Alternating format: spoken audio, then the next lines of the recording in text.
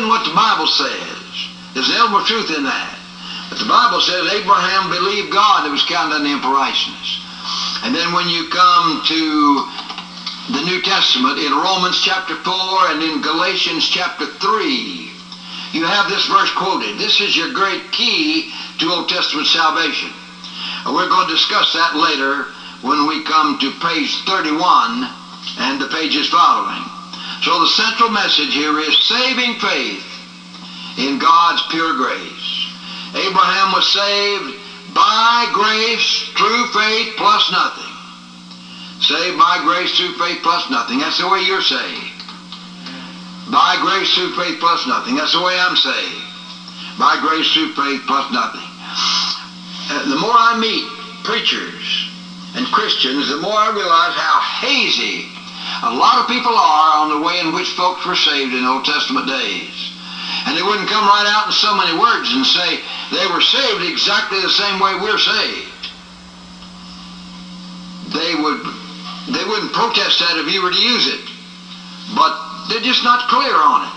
And I believe the Bible is very clear on it. We're going to discuss that in detail when we come to page 31. The next event is Abraham's polygamous union with Hagar. You know what the word polygamy means? Many wives. Abraham had more wives than one. Show how Satan has sought to use this sin of Abraham to accomplish his purposes. See Galatians 4:25 for the location of the descendants of Hagar, using any knowledge of history which you may possess. This is Satan's effort to do three things: to prevent the seed of the woman, to corrupt the seed of the woman, and to destroy the seed of the woman. Three things: to prevent the seed of the woman, to corrupt the seed of the woman, and to destroy the seed of the woman. You see what I mean by Satan's effort to corrupt the seed of the woman, to prevent the seed of the woman, because Isaac hadn't been born yet. What did Abraham mean when he said to the Lord, "Oh, that Ishmael might live before thee"? Oh, that Ishmael might live before thee. Ishmael was the son of Abraham and Hagar. Did he mean, well, may Ishmael live and not die? No, he didn't mean that. He meant, may Ishmael live before thee. May he be the promised seed. And God said, in Isaac shall thy seed be called. And you know how long Abraham was in the land of Canaan before Isaac was born? He was 75 years old when Abraham went to the land of Canaan. And Isaac was born when Abraham was 100 years old. See, for 25 years he was in the land of Canaan before Isaac was born. His faith was tested. If you really want to trust the Lord, expect your faith to be tested. Because if your faith is not tested, you aren't really living by faith. You aren't trusting in the Lord. And there are many ways in which that happens. Now, when I'm talking to girls and boys in the grammar school, and to you young folks in the high school, I don't expect your tests to take exactly the same form that the tests of your mother and father would take. The tests that some older Christian might take. But I expect your faith to be tested. If you really want to trust Jesus, there are lots of ways in which your faith's going to be tested. Now, God never discourages faith. He always encourages faith. But although he doesn't discourage it, he tests faith. And oh, what a test that was to Abraham. For 25 years after God had given him the promise, in Isaac shall thy seed be called. Isaac wasn't born. And so Abraham said, oh, that Ishmael might live before thee. My faith's tested too much, Lord. Let's just go ahead and put Ishmael there instead of Isaac, the natural-born son rather than the supernaturally born son. That was Satan's effort to prevent the seed of the woman. Then his effort to corrupt the seed of the woman came through Abraham's polygamy, having more wives than one. Many people refer to this question about polygamy in the Old Testament as the moral problem of the Old Testament. How could God live in fellowship with Abraham when Abraham had more wives than one. Well, one thing's clear. Polygamy was not God's will. You go to the last book of the Old Testament, and you find this passage in Malachi 2:15. Why did God make one wife for Adam, although he had the residue of the Spirit? After he made one wife for Adam, he had enough power left over, he could have made 100 wives for Adam. But why did he make one? Malachi 2:15 says, because he sought a godly seed. Having more wives than one does not lead to a godly seed. Monogamy leads to a godly seed, having one wife. And we know polygamy was not God's will. And polygamy was Satan's effort to sidetrack Abraham. Oh, I tell you, does the devil love to try to sidetrack the people of God? You know, a person said something to me the other day, and I told when I was up in Virginia, and I told it to Pastor Wood, and he gave one possible explanation of it, but it doesn't satisfy everything, of course, and he didn't expect it to satisfy everything. While I was up there, someone said to me, he's in the Free Will Baptist Church. He said, in the Free Will Baptist Church, we've had some preachers who've been untrue to their wives and gone into the sin of adultery. But he said, independent Baptists have a lot more. Well, Pastor Wood mentioned something that I think should be mentioned, and that is that there are a whole lot more independent Baptist preachers than there are Free Will Baptist preachers. I think that's true. But on the other hand, it's an alarming thing. There have been a lot of independent Baptist preachers who've gone into the sin of adultery. It's even worse than polygamy, where they weren't even married to the others. And it's a terrible thing. And through that, through a person's love affairs, Satan can sidetrack him from God's plan. Oh, I tell you, I just don't want to be sidetracked in any way from God's will for my life. And I don't want you young folks to be sidetracked in any way from God's will for your life. That was Satan's effort to corrupt the seed of the woman through polygamy, through sidetracking Abraham. And then it was his effort to destroy the seed of the woman. Now, one illustration of this is that Ishmael was 13 years older than Isaac. And when Isaac was weaned, they say that these Orientals usually take longer to wean their children than we in Western lands take. And they take about 3 years to wean them. And that Isaac was about 3 years old when he was weaned. And you see, at that time, Ishmael was 16 years old. He's 13 years old when Isaac was born. And then 3 years more, he was 16 years old. And the Bible says he mocked. Well, you say, well, anybody can just mock at something. But evidently, when you read of other things about Ishmael, you realize that Isaac's life was in danger. Isaac's life was in danger. Suppose Ishmael had just gotten mad and killed Isaac. Well, you see, the whole God's plan of redemption was involved in that. It reminds me, my mother and father often told me of the time when they were married, and Dad had a dog that really loved him. Dad didn't tell me about the dog very much, but my mother did. Ponto was his name, and said, oh, how Ponto did love Dad. But then when my brother, the oldest child in the family, was born, they had to get rid of Ponto. You realize how jealous a dog can be. He said Ponto was so jealous of him, they had to get rid of him because they thought he'd kill that little baby. And I think it had something to do with it. Did you notice that before Joseph was born, Mr. Joe and his wife got rid of the dog they had. And I think it had something to do with the fact I told him about this other. I don't know whether they entered into it or not. But here's not a dog, but here's a human being mocked when Isaac was weaned and they had this big celebration. See, that was Satan's effort to destroy the seed of the woman. Then, I wonder if you know what nation that has tried to destroy a lot of God's people through the years was descended from Abraham and Hagar. Tell me what that nation is. It's the Arabs. And you know how the Arabs have tried to destroy the Jews. And then can you think of one particular Arab who has destroyed an awful lot of the people of God?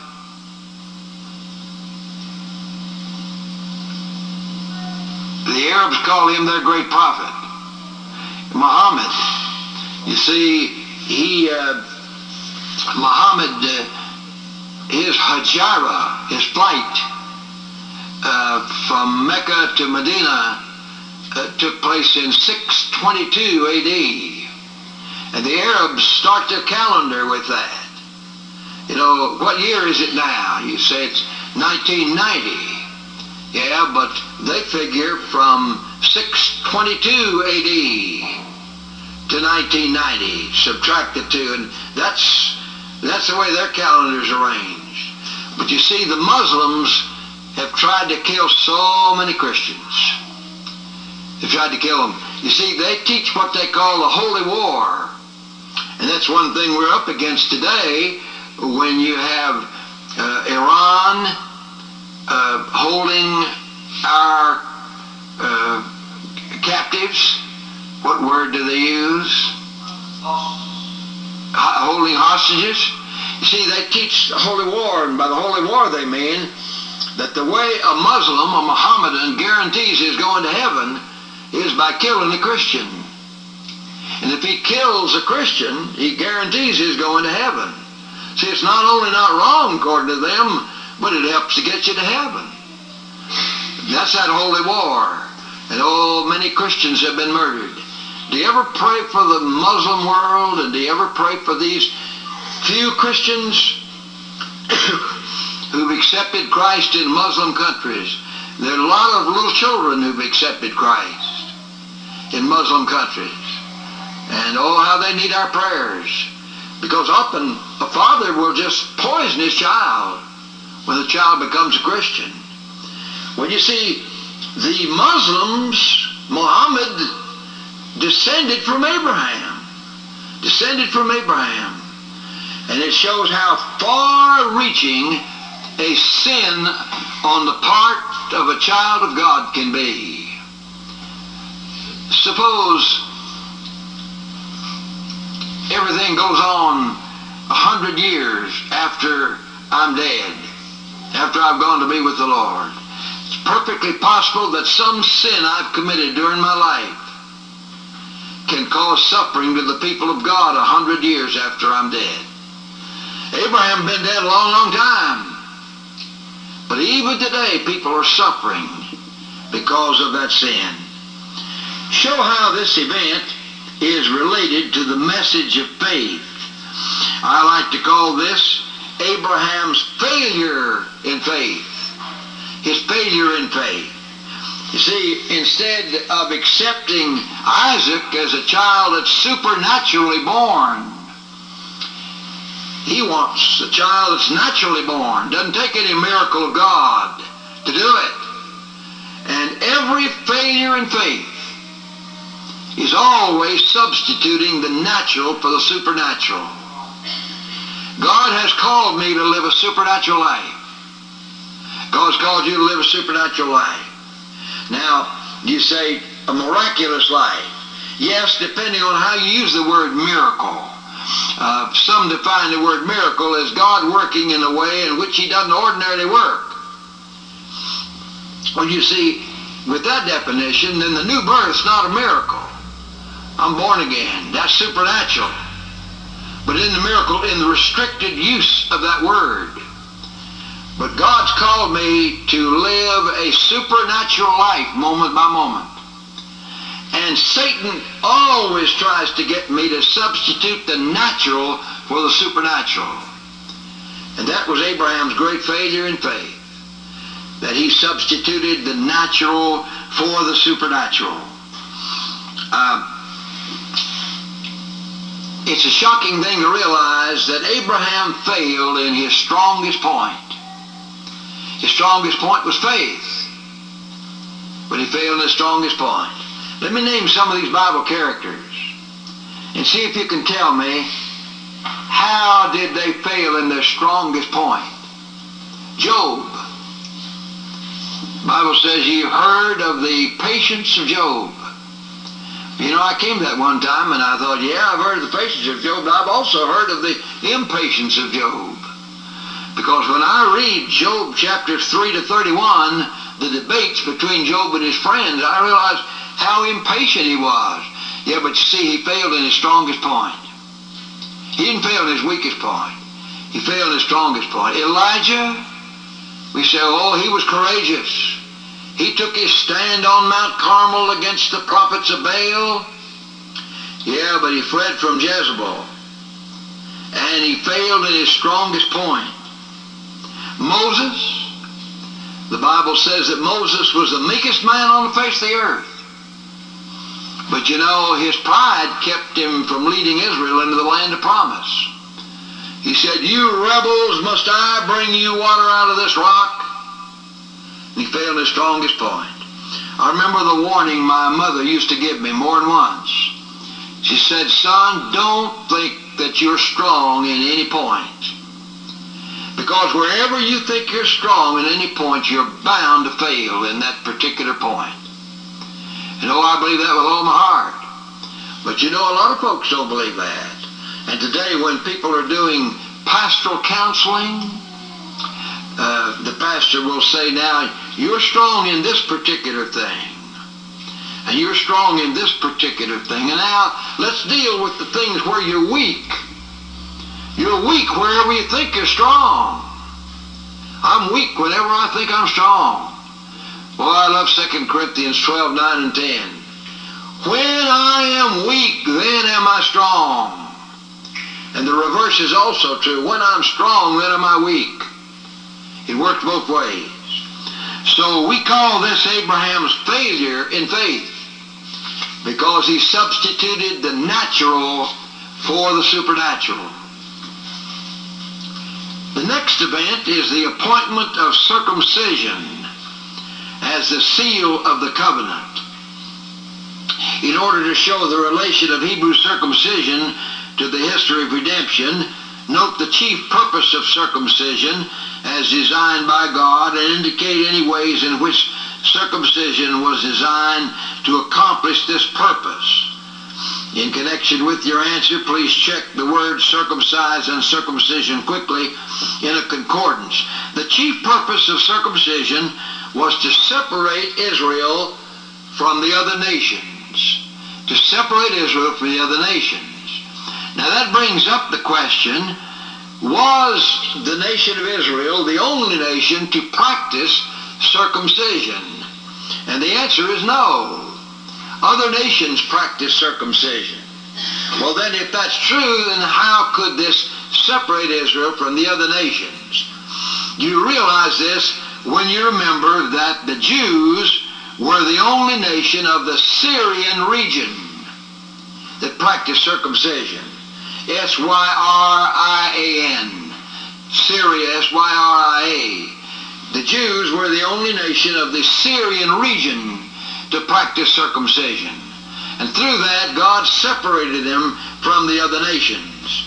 Now, I'll come back to finish this question after we have our break, but notice, show how Abraham's acceptance of circumcision illustrates the meaning of true faith. This is what I love to call parental faith. Faith for the child. Abraham, as a parent, was willing for his children to be different from the people of the world. How did Abraham know to circumcise his child when that child was 8 days old. He didn't know it. God told him to do it, and he did it. But you know, someone told me of reading a medical journal some time ago and finding this very amazing fact, that the age of 8 days is the only time in the life of a human being when the blood is in perfect chemical balance. 8 days, that's the only time in the life of a human being.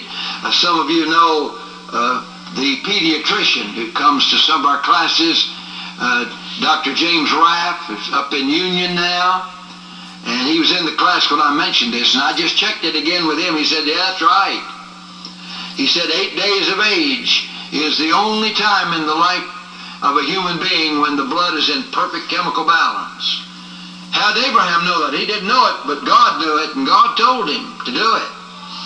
And Abraham was willing and anxious for his children to be different from the people of the world.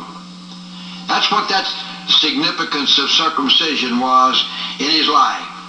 I remember I had a friend over in Sumter. He went on to be with the Lord some years ago, and he told me more than once. He said, God's given me a lot of children. And he said, I just can't stand the idea of my children growing up and being ordinary cigarette-sucking church members.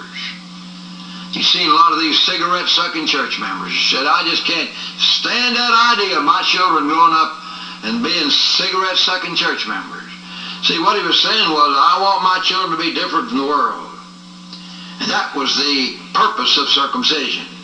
All right, we'll fill out more of the answer to this after we have our break.